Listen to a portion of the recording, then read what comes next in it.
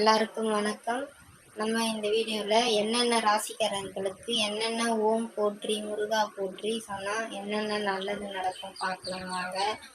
மேஷ ராசிக்காரர்களுக்கு ஓம் சண்முகா போற்றி என்ற ஒரு போற்றியை சொன்னால் அது நல்லது. ரிஷப ராசிக்காரர்களுக்கு ஓம் கதிர்வேலா போற்றி அப்படின்ற ஒரு போற்றியை சொன்னால் நல்லது.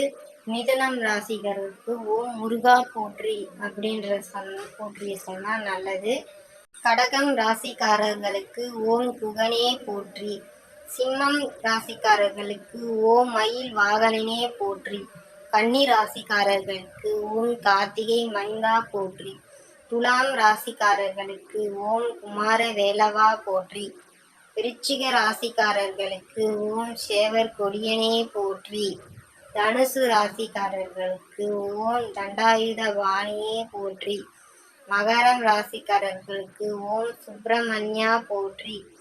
கும்பம் ராசிக்காரர்களுக்கு ஓம் திருப்புகழ் பெற்ற தெய்வமே போற்றி. மீனம் ராசிக்காரர்களுக்கு ஓம் சூரனை வென்ற குமாரா போற்றி.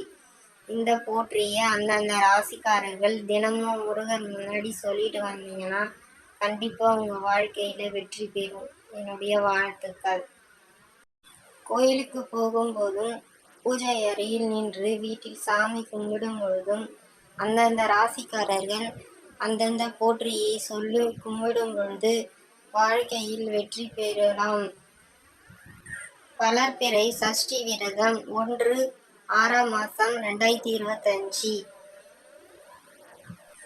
12 ராசிக்காரர்களுக்கான போற்றி தினமும் 6 முறை 12 முறை 54 முறை 108 முறை உச்சரிப்பது மிகவும் நல்லது.